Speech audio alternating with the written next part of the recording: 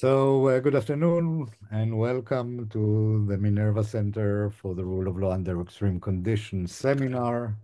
It's a great pleasure to host again. I think it's the third or fourth time, Amichai, to host Amichai Cohen, who is a professor of law at Ono Law School and former dean and a senior research fellow at the Israeli Democracy Institute. Amichai is an expert in international law, published already 3 books, impressive books, and he will talk to us today about international law as a mean of resurrection and not insurrection. And maybe we'll talk later about the differences. Amichai, the floor is yours, and we hope to have a good discussion after your presentation. Okay, thank you very much for inviting me, and thanks for the kind introduction. And in two senses, I think the topic of the lecture is something that I should apologize about. First of all, about the mix-up, because probably my fault. I was presenting it as gambling for insurrection, and it must do that. It's probably something from a Freud textbook, thinking about insurrection in these times. But the second and more important apology is that gambling for resurrection is actually only a part, and as you will see, it's actually an offshot of a larger article I'm writing with Eyal Ben-Venisti regarding the rationale behind wars and actually the interaction between the rationale behind war and the international law of the use of force. So what I'll try to do is present I'll try in a relatively short way to present the general theory and just some examples, and then focus my view on the issue of gambling for resurrection. So while I have a presentation, which I'm happy to share with you afterwards if needed. Just a second, I'll share the screen. Here we go. Two questions are at the base of our article. First is, why do states opt for war? And the second is, what international law does or could do to incentivize reasonable bargains in order to avoid wars or end wars once they started. The insight at the basis of this is actually an insight from it's not a new insight, but it's an insight from international relations, is that war could be seen as part of a bargaining process in the following sense. Everyone understands that war is a deadweight loss. When parties go to war, both sides lose. Therefore, it seems the two rational parties who are not supposed to go to war at all. If there is a bargain to be achieved, then a bargain is always better than war because of the deadweight loss. This means that both of course, if the two parties are equal in power, they should strike a bargain. But even if there is a stronger party and a weaker party, there is a bargaining area between them that should allow them to avoid war because of the deadweight loss that's attached to war. Hence, it seems clear that two rational parties, say, for example, if the Israel and Egypt,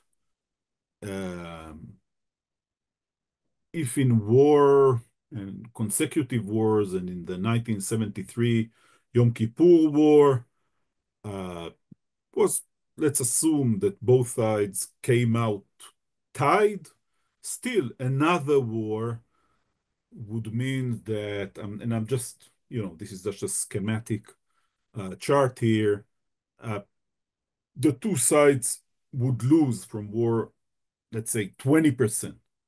So if each side from a war gets 40% because they are equal, they still have 20% to bargain about in order to avoid war. And war, if the two sides are rational, should be avoided. And this is true also if there is, as I said, a stronger side and a weaker side. Still, even the weaker side would prefer bargaining to war. So if this is true, why do states go to war?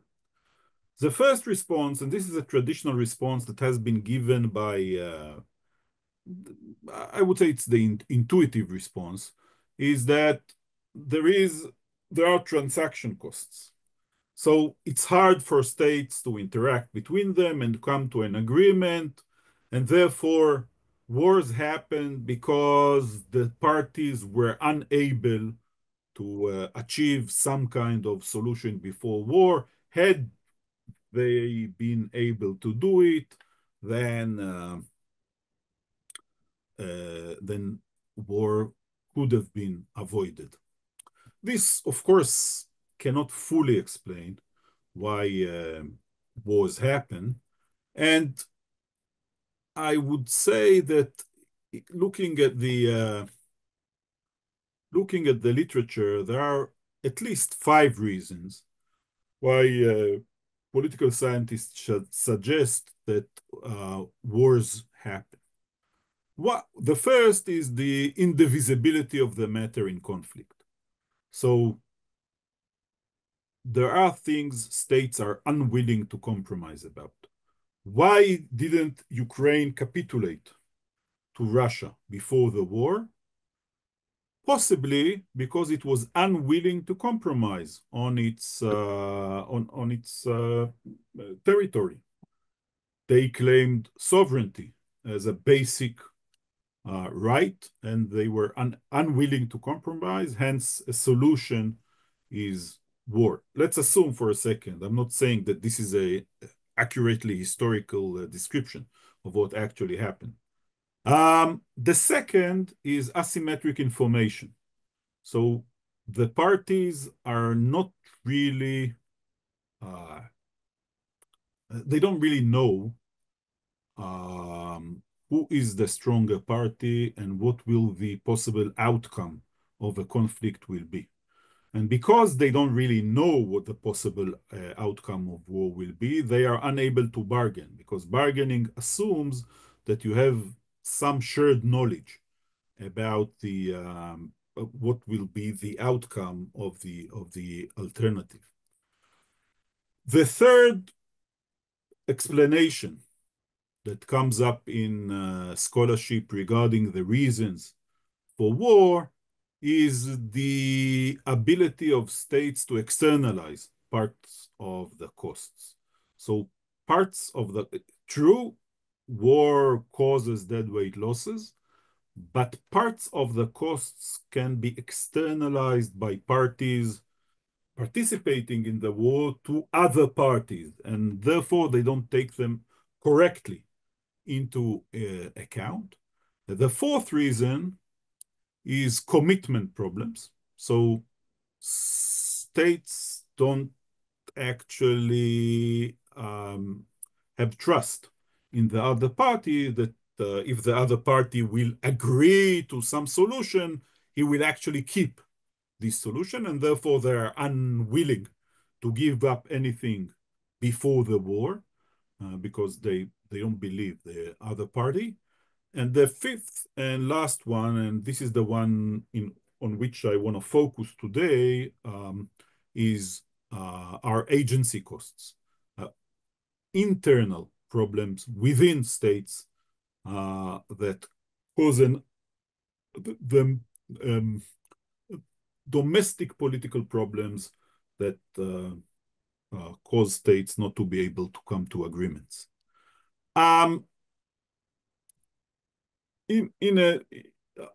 We can speak a little about these issues, but what I want you to think about when I'm speaking about these issues is the question, and that's our second question, whether international law can contribute in some way to at least mitigating these problems. So the indivisibility of the matter in conflict, asymmetric information, ability to externalize, commitment problems. Can international law contribute in any way to making these problems not disappear, because these problems exist, but become less important?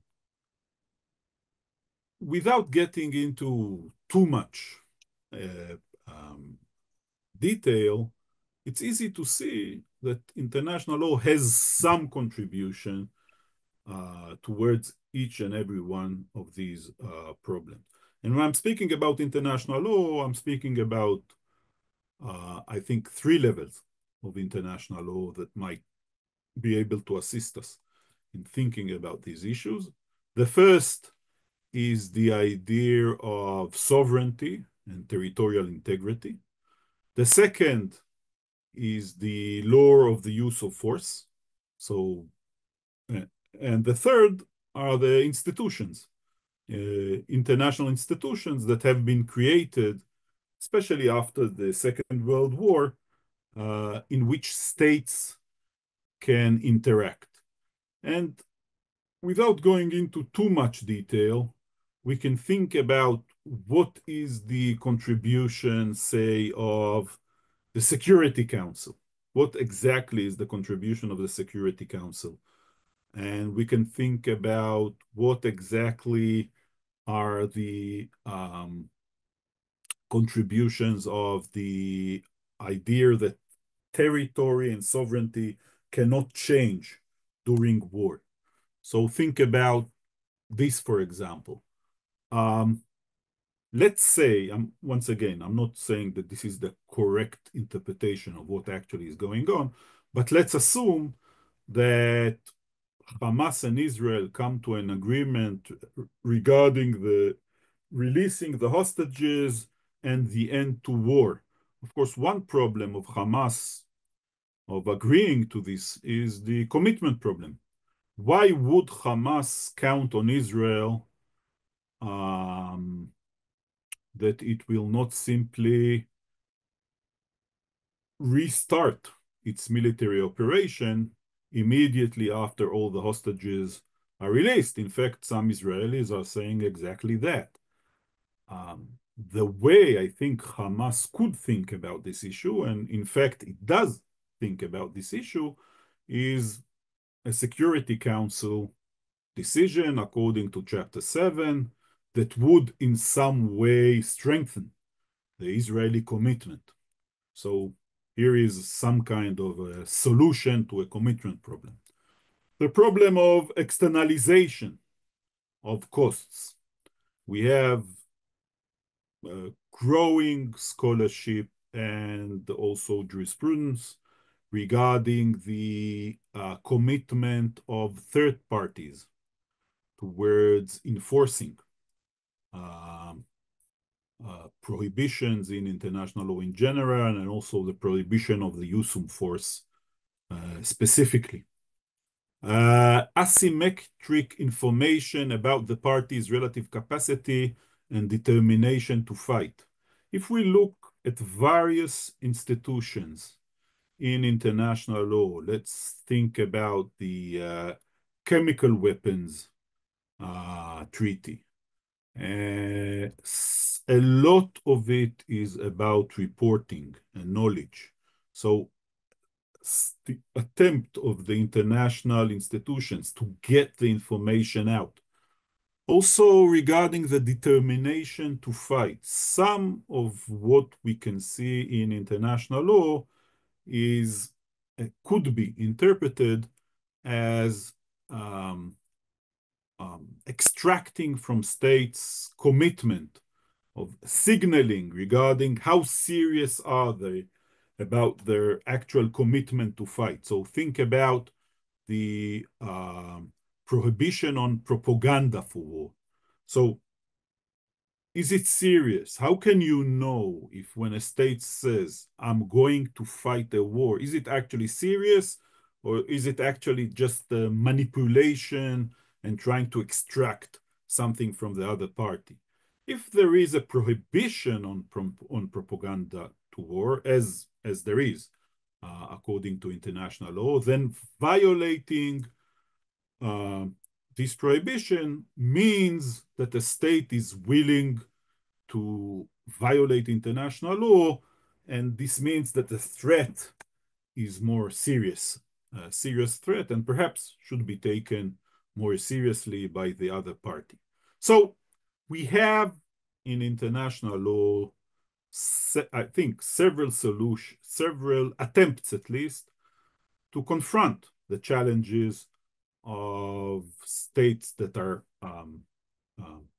going to war, and perhaps some of it, this does not mean that states don't go to war. Of course, they go to war, but perhaps some of the conflicts that result from these reasons can be avoided. The issue that all this, this connection appears perhaps not in the way that I framed it right now, but it appears in scholarship. But this is not completely new. What is not exactly discussed in scholarship, at least not widely discussed in scholarship, is the agency costs or the internal issues that affect why states go to war and the response of international law to these issues. So let's think, and once again, if you want, I can later discuss each and every one of these issues, but let's go directly to international law. Now, the idea of agency costs puts at the center the issue of the leader and the difference between the leader and other institutions within a state. So you can think about the leader and the electorate. You can think about the leader and other elites. You can think about the leader and the armed forces. There is a difference. Now, the reason I'm differentiating here, and I think it's accepted in scholarship, to differentiate between the leader and other actors within a state is because the leader of a state has a unique status. And the uniqueness of his status is that he operates in two levels.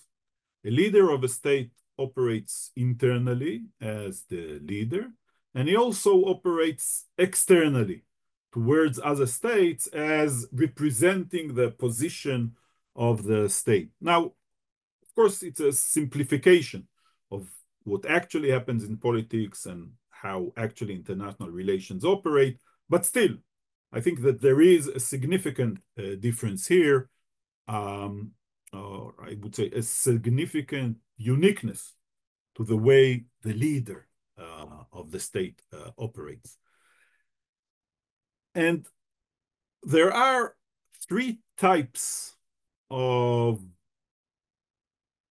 occurrences that could cause a leader to go to war, even if the state or the interests of the state or the electorates or other institutions or elites do not support going to war.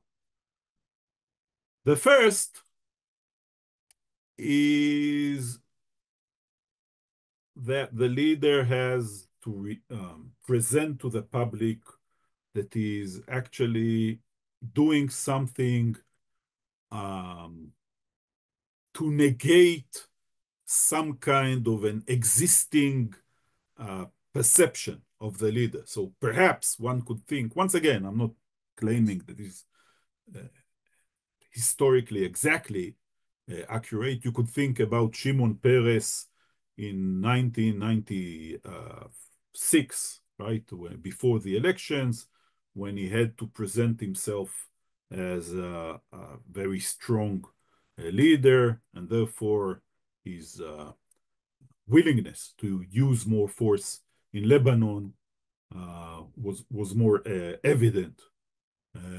Even though personally, perhaps he didn't support this, and even though perhaps the interest of the state was not in support of it. So that's the first issue. The second issue is the problem, and I think here is the main issue that I want to speak about. The second issue is that there is asymmetrical information problem between the leader and the people, right? The leader has private information. He doesn't completely share his information. And this private information could be regarding many issues. So it could be regarding the reason he wants to go to war. It could be regarding the actual preparedness of the armed forces. It could be about the possible international ramifications of going to war. There is a difference between what the public knows and what the leader does. I want to stress, I'm not suggesting that the leader is always wrong when he decides to go to war, even if the public doesn't support it. I'm not speaking here about an illegal initiation of a military operation. Of course, starting a war is illegal, and I'll speak about it later.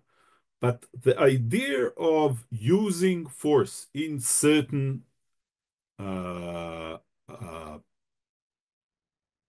cases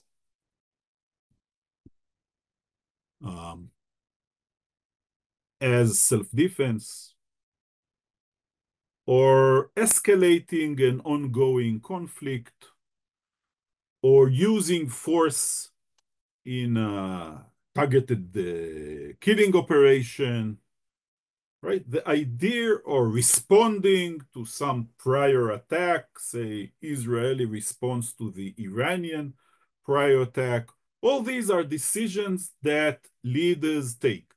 And I'm not in advance, I'm not saying that going to war is necessarily wrong. And I'm not even saying that going to war when the public doesn't support it is necessarily wrong. But what I'm acknowledging is there is a difference between the knowledge that the public has, or the information that the public has, and the private information that the leader has. A question might be, why shouldn't a leader simply explain to the public and divulge his information? There might be reasons why a leader would not, even once, as I said before, even good reasons. So not necessarily reasons of trying to hide something. There might be even good reasons why a leader won't tell the public exactly why he went to war. Of course, there might be some illegitimate reasons of a leader going to war. Perhaps his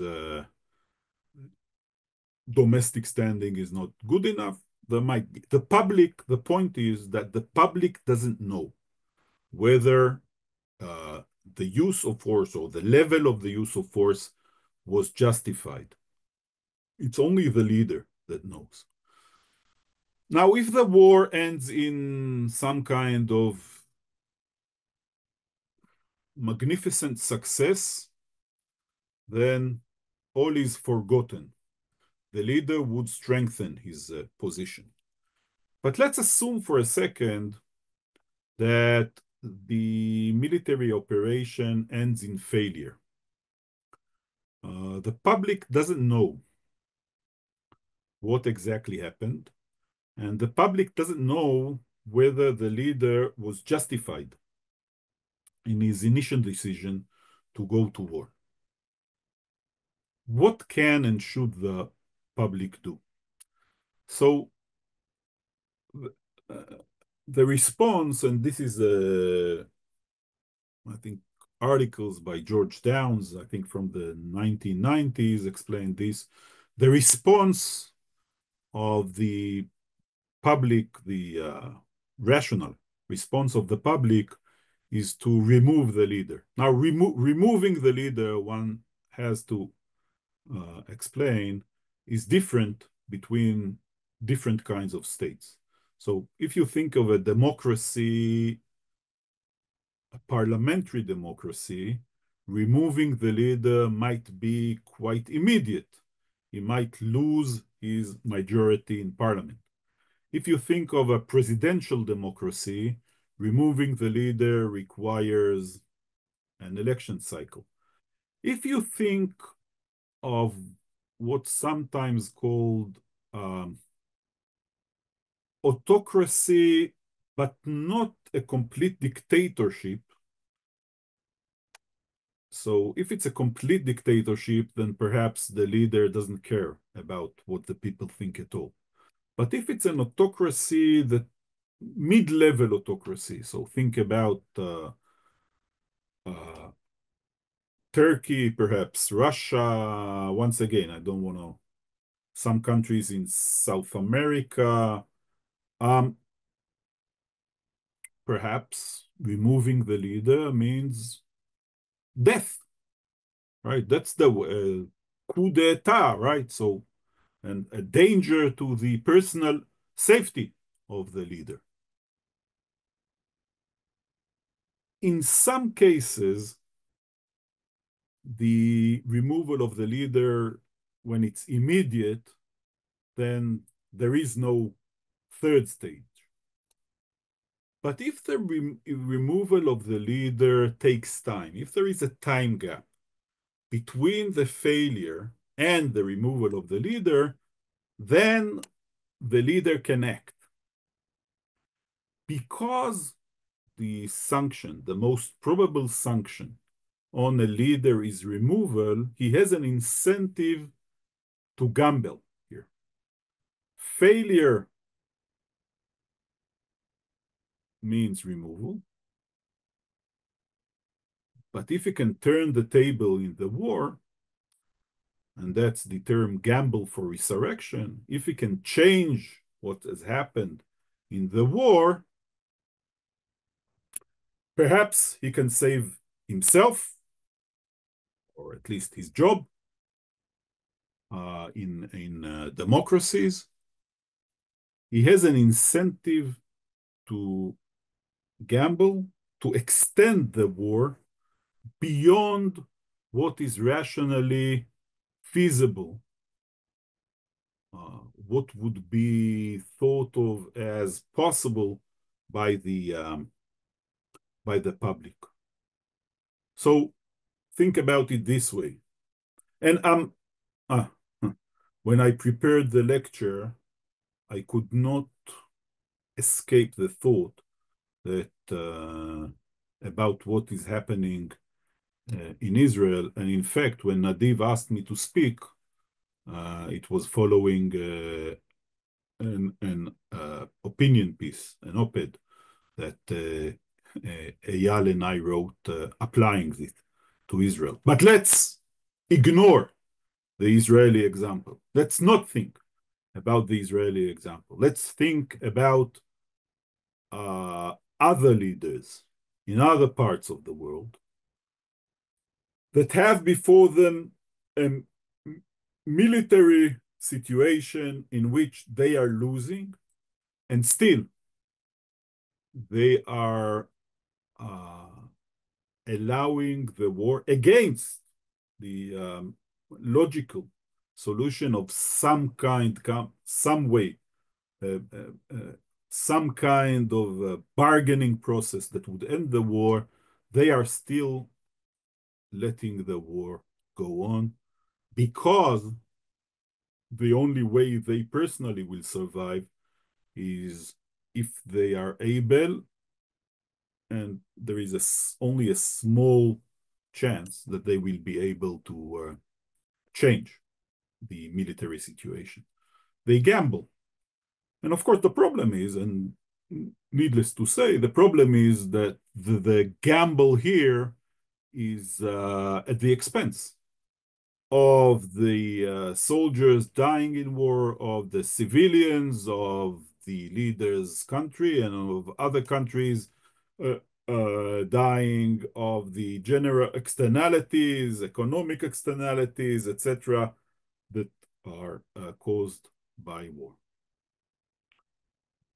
Can international law in any way contribute to these situations? So some of the institutions of international law, and here I want to say that we usually think about international institutions and the law of force, the law of the use of force, I'm sorry, as trying to avoid war. But I think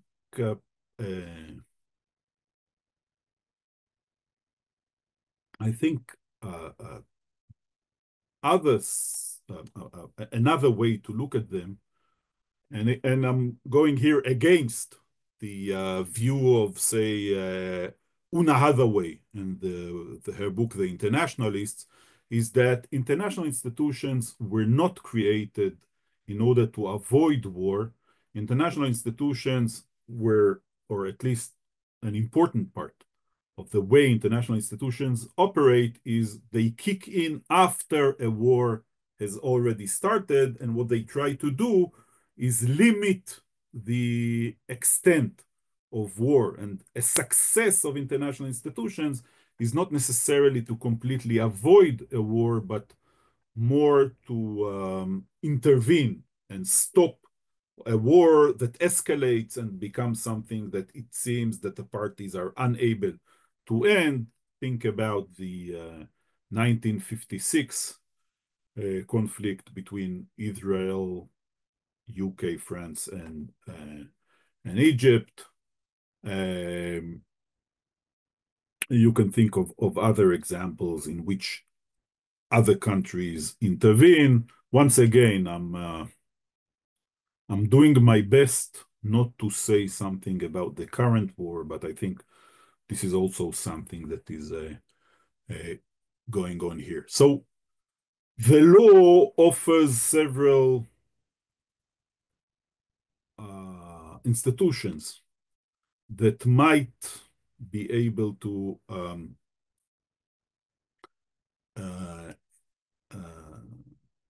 limit the effects of war. So first of all, there are institutions, so dispute settlement bodies, etc., that states might be able to use in order to come to some kind of a solution. The second is the obligation. And here, I think I'm strongly on the side of those who claim that ius ad bellum continues throughout the war. It's not something that stopped at the beginning of the war. This is a long disagreement, I think, between people who think that the necessity and proportionality requirements of ius ad bellum are only at the initiation of war and are irrelevant to wars between states and non-state actors. I think the obligation to keep war to what is necessary and proportional is apparent throughout the war, and I think it's an important part of how states think about these issues. I also want to connect this, but this I don't want to speak a lot about. I think international humanitarian law also has an important contribution here. And the reason is that we have empirical evidence from democracies going to war that violations of international humanitarian law escalate as the war goes on. So many democracies start the war with commitment to international humanitarian law for many reasons, not necessarily because of international law reasons, but because of domestic military reasons, etc. Once the war drags on, there is there are more and more violations of international humanitarian law. And there are many reasons for this. The army has less patience for international humanitarian law if the war drags on, of course, without success and without a clear win. Revenge becomes a more important issue, right? They killed a lot of us, we killed a lot of them, so we have this revenge going on. Troops that were at the initiation of the war very much trained on international humanitarian law and operation. As the war drags, pay less attention. Commanders pay less attention to it and do not train their troops for it. So the importance of bodies that operate to implement international humanitarian law, the ICRC, various judicial bodies, the international community with universal jurisdiction, they become more important as the war drags on, and they exert more pressure on the parties as the war drags on. So we have a problem. We have a problem of states that not only initiate wars, which is a problem by itself, and one can think about how can law contribute to the limiting of going to war, but also the problem of the war dragging on because of some internal reasons, and external pressures can perhaps in some way, and once again, I'm not claiming that they completely make all the wars end, but they might provide some counter pressure on domestic actors. There are two issues, I think, and I realize it's 3 o'clock in the afternoon, although I'm reading now a book. It just came out yesterday. I don't know if you heard about it, the Original Sin book regarding Biden. And they claim that during the last year, Biden was already in cognitive deterioration, and he only worked between 10 o'clock in the morning and 4 o'clock in the afternoon. And I'm thinking about myself, my students, other people I know. I understand 10 o'clock in the morning, but between 2 and 4 in the afternoon seems to be, to me, to be a weird time. And they say a lot of his meetings were pushed between 2 and 4 in the afternoon. But perhaps perhaps it's different in the United States, or perhaps when I'll get a little older in my 80s, I'll understand why between 2 or 4 in the afternoon is a better. Anyway, so what I was trying to do is what I was trying to say, I'm sorry, is that I'm closing in a short time, is that there are changes in the regarding what we've spoken about and the ideas of how international can affect the dragging on of war. There are two changes in recent decades that undermine the ability of international law actually to contribute to the process. And one of them is the autocratization. as that we have more and more leaders of the kind that are in the most dangerous, I would say, position to drag on wars. And these are the autocrats in countries in which the danger to the leader is if he is removed, he'll probably also be dead, or at least he'll have to run away to a different country. So in a democratic country, if a leader is replaced, it's a problem for him. He loses power, but he can still preserve his life, his property, etc. In an autocracy, it's much more problematic. And the second is extremism in terms of the ability of leaders to claim regarding more and more issues that these are issues that one cannot compromise about at all. So the unwillingness to come to any compromise and any agreement, which also undermines the idea that lies at the basis of the legal assumptions that bargaining is possible. So the more things are attached to national identity, the more things that are attached to religious edicts, then the less we are able to use war to, in some way, compromise between states that are at conflict. I think I'll stop here. Thank you very much. I think in the last sentence you meant international law and not wars, but I'm sorry. Yali. Thanks, Amichai. This is a really interesting project, and you've mentioned so many things with so many assumptions, so it's a bit hard to address like the whole project. But I have maybe 4 points when I wonder to what extent is it a practical way to think about it, especially in cases such as war, which are so complicated.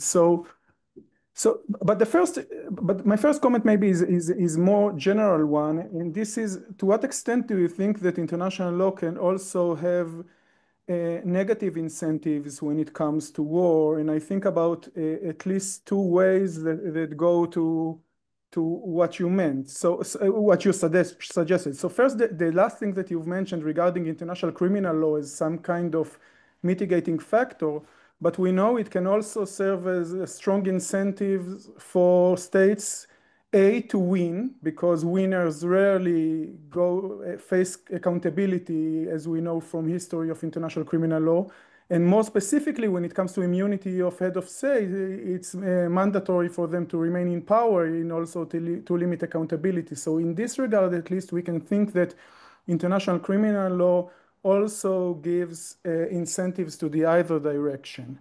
And also, right, the famous critique of IHL as a body of law that actually limits the way to minimize war as a phenomenon, because it makes the power differences between the parties maybe at least less clear, and also maybe it makes it even more problematic for the parties to the conflict to have perfect information regarding where they stand, and thus limit their ability to have some kind of negotiation, as you suggest. So this is just like the broad issue of to what extent international law helps in this bargaining. But as to the specific issue of this fighting for resurrection, gambling for resurrection, I think that there are at least 3 things that need to be assessed in order to suggest that this is the case. First is to what extent do we have information about the real motives or reasonable compromise, and when is it a gamble, when is it or when is it a legitimate right aims that are pursued in order to incentivize to give the parties incentives, external incentives. We need to know where we want to limit them and when we want to enable them to pursue legitimate goals. The second is that it seems that the other party to the conflict does not exist in your theory. It assumes that you can reach a compromise at any point, those leaders, which assumes that the other party to the conflict will agree to a reasonable compromise. And I wondered, how does it work in these types of gambles? But I think that the more critical thing is this assumption of a binary lose or win situation and the necessary replacement of the leader if they go for some kind of compromise. I think that specifically when we talk about populist or authoritarian leaders, they are masters of manipulation of populist sentiment. So they can sell the public to a large extent any type of solution as a win. So just to give, I know that you want to run away from the current conflict, but you can see that when the government doesn't want to enable humanitarian aid, the public justifies it. When the government wants to provide humanitarian aid, the public again justify it. And I mean those who support the government, right? If you think about the ceasefire with Hezbollah, it was everyone said no, we need to, the government supporters, right? We need to have like total victory in the north, no compromise, we need to eliminate the threat. But once the government decided to go for a compromise, then their supporters immediately supported the ceasefire and reasoned why it was the right thing to do all the time. So in this sense, assuming that a government that is in a difficult position will not be able to sell the public different solutions as the thing that is preferable, which seems to me like the basic assumption in this theory, I think is much more complicated in real life. And thanks. Yeah, this is.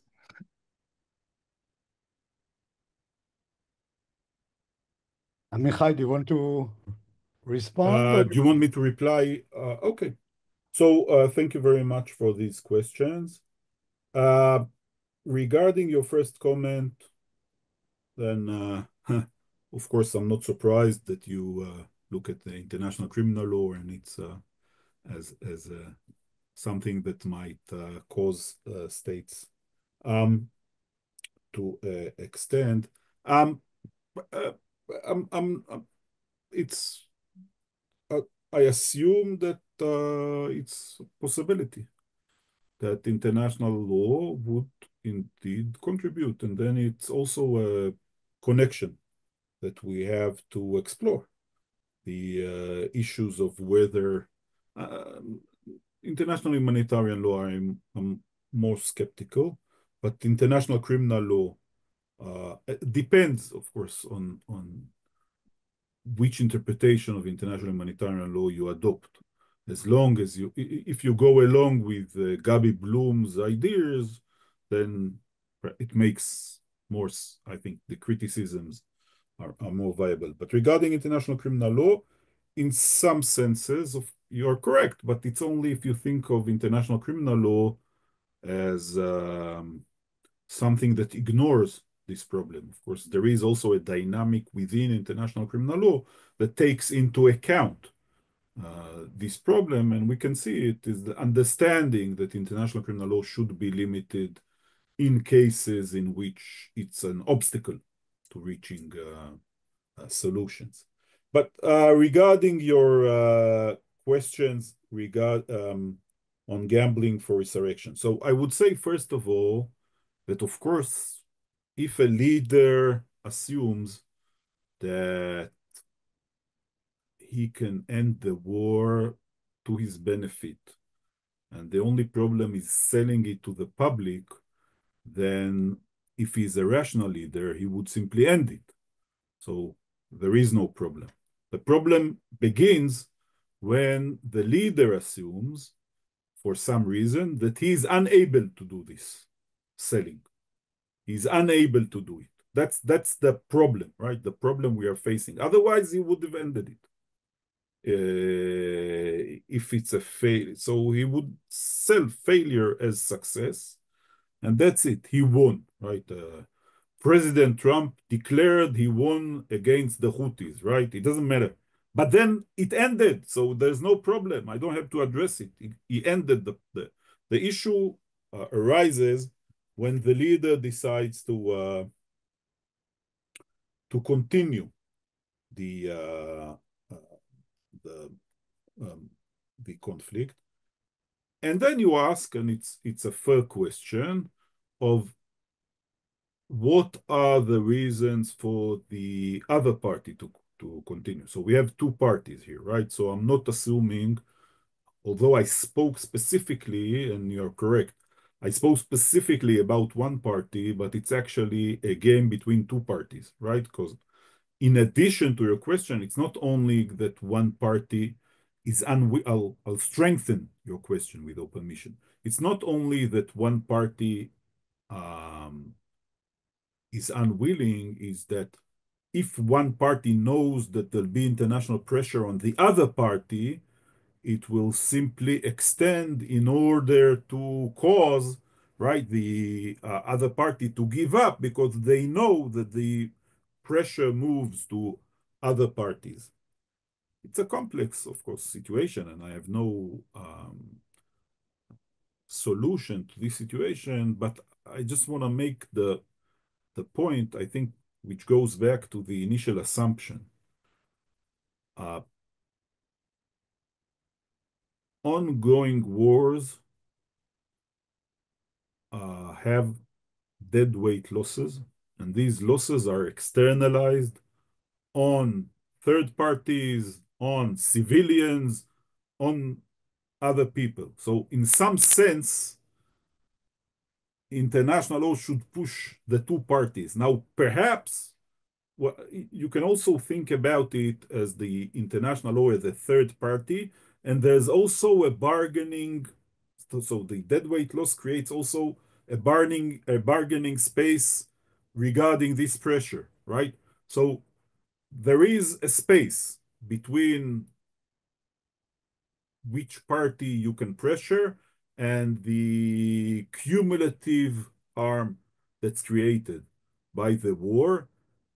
Any solution within this space is better than the continuance of the war. So, of course, you need to take into account the position of both parties, their assumptions, etc., but not necessarily copy the exact way you think about the justifications of the two parties and divide this area exactly between them. There is an area created by the deadweight loss of war that is an area in which there is flexibility for the third parties. But you're correct, of course, in the sense that it should be fleshed out more in a more concrete way. Maybe I'll follow up on Yali's question and your answer. I also like very much the framework of rational choice law in economics. I think that one of the problems that you mentioned means that there is no deadweight lost. I think that this has to you have to take into account indivisibility of the matter in conflict means that one side at least gives infinite value for something, which means that even if it's not achieved, there is no deadweight lost. So, and I don't see any reason that we will not talk about the contemporary situation in Israel when Netanyahu declared that one of the goals of the war is the annihilation of Hamas, not its military abilities or some. This, in a sense, is indivisibility of the matter in conflict for Hamas. Okay, so there is no dead weight lost in fighting to survive the idea of Hamas. this brings me to a second point, which I think has to be cleared, at least. When you're talking about agency problem, you have to define who is the principal. And you talk about the public, and it's not so it's not so simple to examine exactly what is the public interest in that. And maybe a minor comment that I think that more connected to formal law, which is connected to something that you said. International law has a system to say when use of force is legitimate or not, but it has much weaker system to say when and continuation of a use of force is not legitimate, not humanitarian law. Okay, so there is no, I think, no debate about the justification of Israel going to this current war, but at some point, maybe on this level of international law, you can claim that the war is not justified anymore, not humanitarian law in the sense of going to war. So these are my points, and I think maybe it would be great if you address them, and then we'll hear Amnon and Nadiv. So indivisibility, the way I thought about it, is territory, right? So giving up sovereign territory, although territory, perhaps there are many compromises, but giving up a part of the natural territory. Of course, if one side creates requirement for the complete surrender of the other side, then there is no reason for the other side. And indeed, when we look in history about even in the Second World War, when the demand of the Allied parties was unconditional surrender, they didn't actually mean unconditional surrender. They said unconditional surrender, but they didn't actually mean unconditional surrender. Even with regards to Japan, they at the end they gave up the question of the emperor, right? So which they assumed this was a critical issue, because you leave some kind of bargaining space. Of course, if you leave no bargaining space, and you gave the example of complete annihilation of Hamas, then necessarily the other party has nothing to bargain about if you're unwilling to bargain. But I would question whether actually Israel means seriously complete annihilation, in the sense that we will never bargain about something, especially because I don't exactly understand. Actually, territory is the, I think, best example for something that can be bargained. No, depends how you think about territory. I mean, if you think about it as your okay, sovereign territory, part of your okay, but we can discuss. Who's the principal? Of course, it's an issue, but for simplicity's sake of the model, I assume the public and the leader. Of course, you can speak about different levels of principal agent. You can speak about elected of public and elected officials. You can speak about the leader and the armed forces, of course, which is also a classic discussion when you're speaking about war, about the principal agent. I agree, but then for simplicity. And regarding your last question, I agree that there is an issue here. There is some scholarship, Rodin and other, who have spoken about when should a war end, because it's not proportional anymore. In this area, I think you'll need to wait I didn't remember that I spoke 3 or 4 times before this very honorable institution, but perhaps this would be my next talk, would be about the end of war, because this is exactly what my next the next thing I'm working on. But I think you're correct. It's an issue that there is some philosophy in just war about it. There is some technical writing, of course, from the ICRC.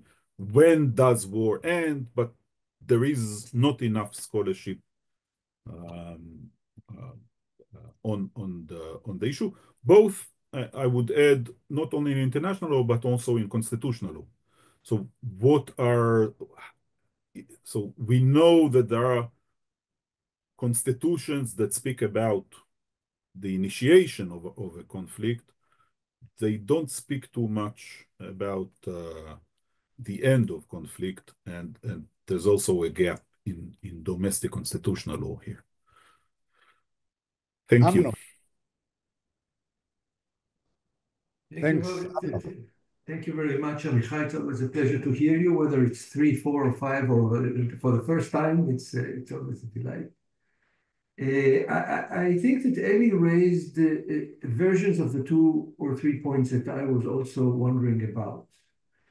But I would begin slightly differently. So I think that there has to be an assumption somewhere that something changes as the war drags on, qualitatively. Something that wasn't there at the initiation stage. Okay, we went to war. And then at some point, or gradually, or accumulate, I don't know, things begin to shift, things change. So I think maybe it's in the written version, but at least as presented, there has to be some temporal dimension from which, or as of which, your point about dragging the war or not dragging the war kicks in. Is it day 1? Is it day 2? Is it somewhere? When do these incentives change, if at all? How do we know? How can we assess them? So there's an ontological question of what is the thing, and there is the epistemic question of how do we discern that we are now in a phase of the second stage. I agree with you that there's also a very important question of the third stage about ending, and when are we at the end game, end zone, because it appears, again, anecdotally and from just our lived experiences, that people begin to, or decision makers begin to say, okay, there is now an ending point, there is now an end game, there is now, okay. So I think that something more has to be said analytically about the temporality for this model to work. The second has to do with the notion of loss.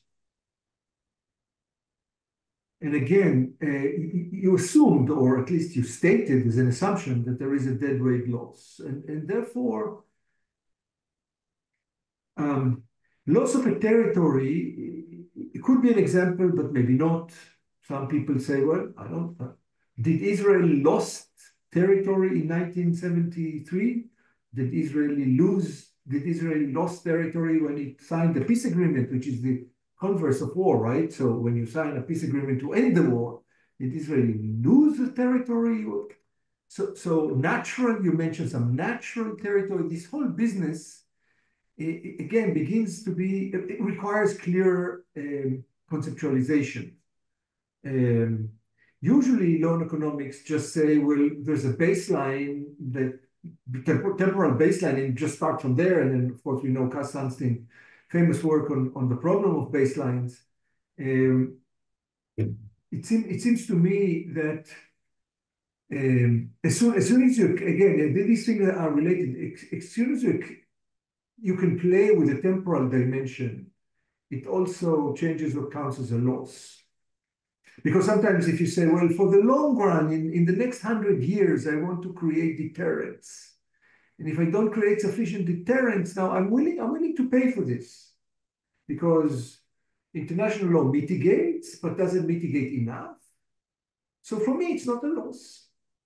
Rational choice theory, right? I say, well, the rules are incomplete. The rules are not airtight, and you say so yourself. You don't operate in a fully rational legal system, so there will be some wars that will occur because not all the incentives are fully aligned.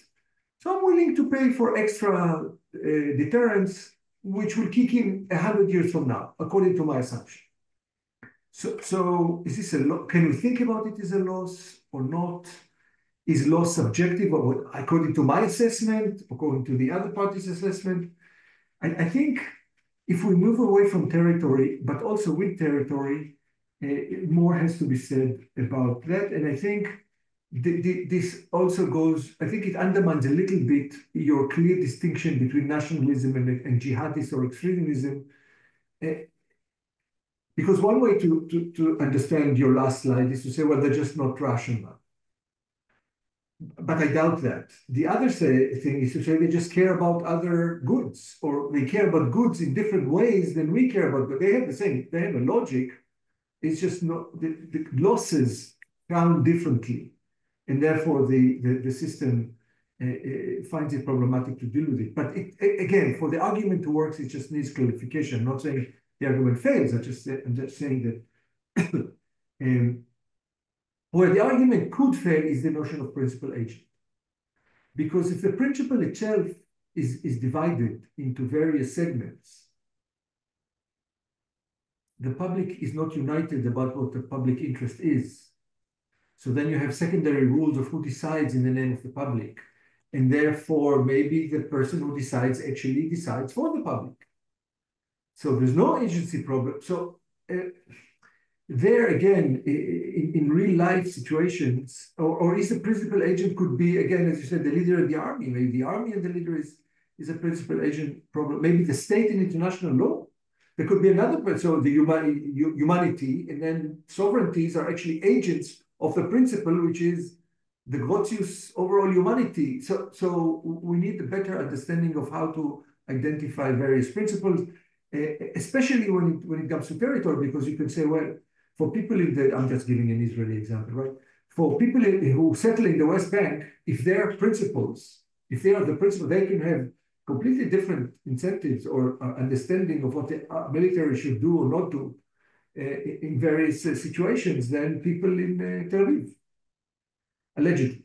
So, this is way more complicated. The last point I want to make is what I think you said was very interesting toward the end. And that is about maybe international law itself is the third party. So then I think this is really, really interesting. I haven't thought about it before, but if the law itself is not the structure within which parties bargain, but the bargaining party, then I might give me an incentive to say, why don't you bargain about the law with me? I want to get a legal exception, or I want to change the law, or I want to erode the law a little bit. In exchange, I'll end the war. Now, okay, now you, dear Mr. International Law, or whatever it is, courts, then it becomes considerably more difficult to talk about the law as such. Because if I can bargain each time, then it gives me maybe an incentive to think differently. Okay, so these are my comments. Thank you. Thank you very much. The issues you raise, at least the first of them, are about, so I'll deal first with your second and third question regarding the loss and the principal agent. And I completely agree that we made assumptions here. So we assume, but I think it's not so controversial, that war creates losses that are not created by a bargaining process. So a bargaining process is preferable in specific terms to war. Now, you might say, this is incorrect. I mean, there are advantages to going to war. okay, you're taking a position that there are advantages to going to war, and perhaps, and I completely agree, this is the jihadist worldview, and then war is never war is something that is wanted, and of course, this is part of many cultures that you read 17th or 18th century culture, even in Europe. Okay, war has its advantages, and war creates stronger people, and war creates nations, etc., etc. There are, I understand this thinking. I'm just coming out from what I think is quite an accepted But you wouldn't deny, just to understand your response. So Chamberlain was not wrong, you're saying, seeking a bargain. No, I think he was wrong in the sense that of course, he was wrong in the political sense, right? He thought he could He reached the wrong bargain. Let's put it He this way. reached okay, let's agree that he reached the wrong bargain, and he didn't understand what's at stake, right, with the other party. And I do not, of course, think that in very extreme reasons, and we've been criticized about it because in other places we presented that, as you said, there's an aggressor here, right? Each time he'll say, I'll go to war, then you'll capitulate. What we are saying is that part of the process that happens in the shadow of international law is to verify whether actually the other party is going to go to war. What will be the likely outcome of such a conflict? And then thinking about it rationally, right? What will be the possibilities? What are the damages? What are the chances that the other parties will go to war? And I don't want to, let's not relitigate what happened in Europe in 1938. And it's also the second point you made about the principal agent that I agree. Of course, one can, when speaking about principal agent within a state, one can question this entire concept of principal agent, but let's assume for a second, for the sake of the model, that we can identify a difference. And that's the only thing I'm looking for. I'm looking for the difference, right, between the position of the leader and now you'll put in the other box whatever you want, because that's not the focus of the analysis. The focus of the analysis is, does the leader have a different position that he can control because of his unique position and the problem of private information that he has and nobody else has about both his motives and the possibilities, the external possibilities. So once there is this difference, and I agree, I'm simplifying, but I'm just... No, this is not the point. The point I want to make is, even if you simplify, because there are various principles in potential, all of which could be distinct from the leader, right? Assuming, even if you go with your assumption, but as soon as you split principles and there's not just one principle, then the leader can start, there's another game going on, because the leader can pitch principles one against the other, and then you cannot talk about, so there's still distinction of interest for your model, but what it counts as a loss, or again, it goes back, it starts to fall inside. What is the variable that is dependent or not independent? If the leader itself can change that and say, I'm switching between principles, I'm pitching principles against each other, you cannot say I'm not acting for the benefit of the people, because I know what the benefit of the people is. So Yanni talked about, what you can sell and what you can sell. So this is maybe I'm just following on his. Then the model should be written differently, I think. Okay, I have to think about it, but okay. I think you agree that there is at least a possibility that the simple model is correct. Yeah. Okay, so okay. How do we know that war, and I think I'll skip your last point. I think it's an important point. Of course, war law is also part of the bargaining. I think I'll overcome my initial instinct not to speak about Israel. I think part of what Israel wants to gain, it had a chance of gaining. I think perhaps it lost this chance, is a change in the way a war against terrorism is perceived, a change in the law of what's legitimate, what's illegitimate. In the war, it was even a declared purpose at the initiation of war. Look, we're taking upon ourselves to change the way the world thinks about it. So I agree, it's part of the yes. But how do we know? I'll add a question. Who makes the decisions, right? It's time, it's substance, and it's who makes the decisions. We have, I think, several suggestions.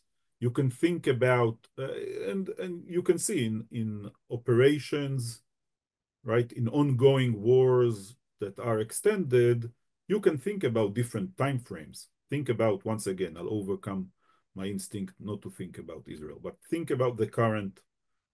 So even now there's even a new name, right? So within a war, new names are given to, now we have, I'm translating, chariots of Gidon. It's a new operation, right? So you can think about various stages in a war. The Second World War, it's more difficult because everything is interconnected. You can't really think of, and all the fronts are interconnected. So it's more difficult. But in modern, asymmetrical, ongoing, very long conflicts, you can certainly think of stages. It has to do also with the issue of ad bellum, right? So do you really think that, since, let's assume that since October 8th, 2023, there is an ongoing war between Israel and Iran. Because Iran is responsible for Hezbollah, and because there was an armed conflict, let's assume for argument's sake. So is it really an ongoing conflict in which you don't have to think about ad bellum questions at all? I think it's possible, right? There is a view that says this is an ongoing conflict. It started almost more than a year and a half ago, and we don't really need to think about these issues anymore. But I would at least suggest that it's possible to differentiate between different stages, and we can argue about the conditions, the specific conditions, but we can intuitively grasp the idea that there are different stages in which one can stop and think about, the next stage in a war. I think.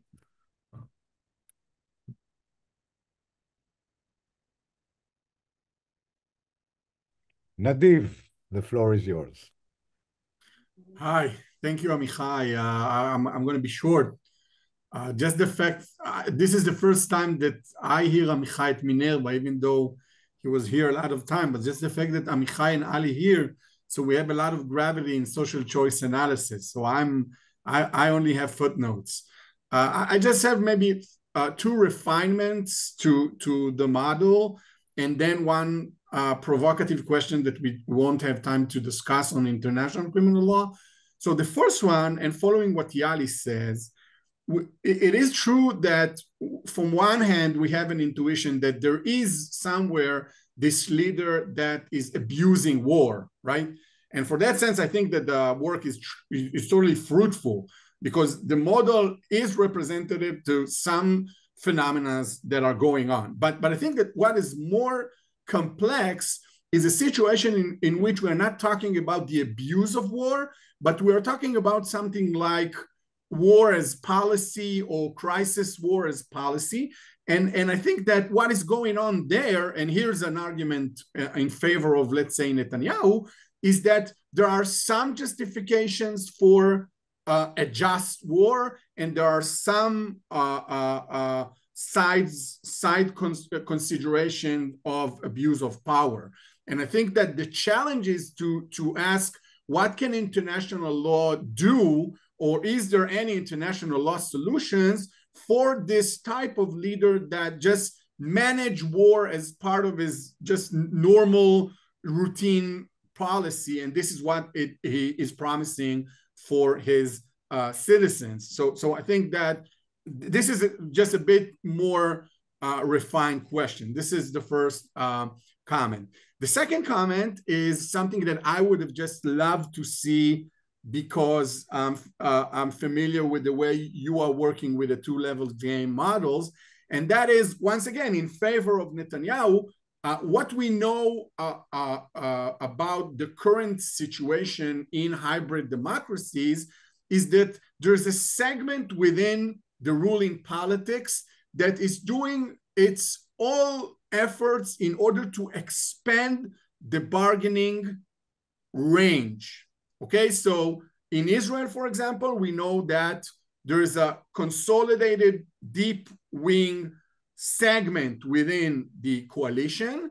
And this segment, one of his wonderful expertise is to take the bargaining to the right and to expand the way the domestic player is pushing the leader, which is captured between those two levels, right? The domestic and and I think that in a polarized world, this phenomena is something that is somewhat different from the traditional Georgie Downs models. And if that is true, we need to look not only on the leader, but also on specific fragments that I think are the fuel within this phenomena. So this is just, I'm not saying that the paper is not sufficient, but I would have just be totally interested to read another paper about that. And the last question, and I think that we won't have time to discuss, but I think that as opposed to what Yali says, my intuition is to say that if we do recognize this situation of the leader abusing war, our instinctive response is to say that international criminal law should be expanded in a response, in the sense that, as you mentioned, there are all kinds of tools, but if we are in a situation, if we did find this abusive leader, so I think there's much more legitimation to use the more harsh tools of international law. I think that in some way this is intuitive, but am I missing something? Thank you very much, Nadiv. What happens? Let me see if I understood you correctly. When your first question, you speak, I think, of a situation in which the leader convinces the politique that this is the correct way to go, right? That's his policy. That's the policy he promised, and this is what he has support of advancing.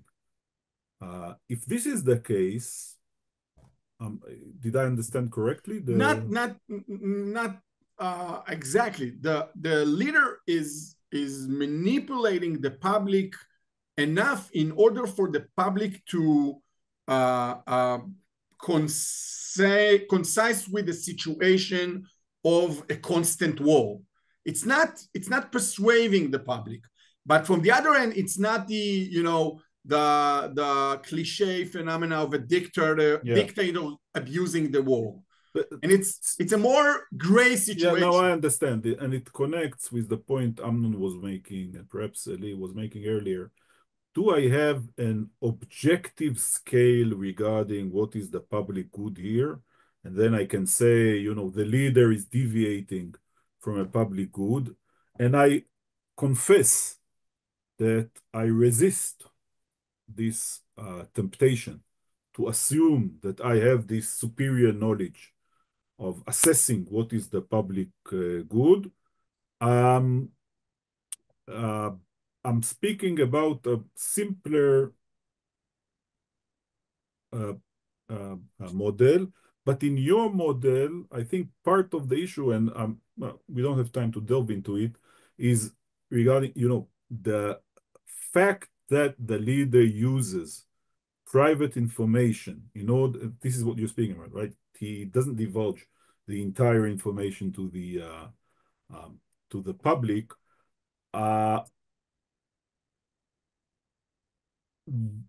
Will come out at a specific point. And part of the reasons we want to avoid it from a domestic perspective is to create deterrence for leaders not to do this. And this affects some of what I'm speaking about, but I confess I didn't, at least in the presentation, I didn't explore it.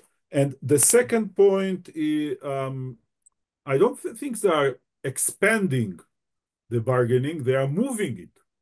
So it moves, right? So you're speaking about the Israeli example, it moves to the right, right? Yeah. So then now the discussion is between forced displacement and, whether you want to be displaced, right? In theoretical terms, they are moving the medium leader. Okay, so they are moving it to the right. And of course, now, for me, it's simple.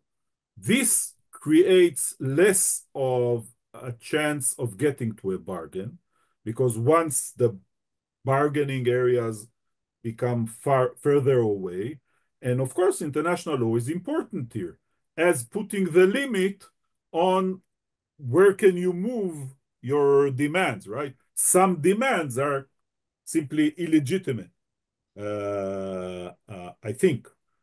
And okay, so regarding international criminal law, I think we do not do justice to Yali's position if we ignore several other effects of the international criminal institutions that might have on, and Yali suggested it in his writings about domestic behavior. We have to look at the entire picture of the effects of international criminal law on domestic behavior. I think at the end of the game, there is some threat here, okay? I'm not saying it always happens, but look at the Israeli history, right? The history of you'll take the prime minister to The Hague for many years was an effective threat. It's not, it doesn't always work, and I completely accept the point that Yali made that in some cases it might even disincentivize, but it's an effective threat for what it's worth. It's there. You can discuss whether what's the balance between the advantages and disadvantages of this approach. There are also other disadvantages of this approach, but we don't have time to discuss them here. Thank you very much. I think it was fascinating. And actually, the last point that Nadiv made, that the weakness of international law to prevent or mitigate wars, that the only reason for them to exist is domestic reason. Okay, the war is justified. There is no inhumane or violation of humanitarian law, but the domestic reasons are there. Maybe exactly that is the next article that should be written about how to use international law in that way as well to deter leaders. Anyway, great talk. Thank you very much, Amichai. We hope to see תודה you רבה. in person. תודה רבה. Thank you very much. תודה רבה.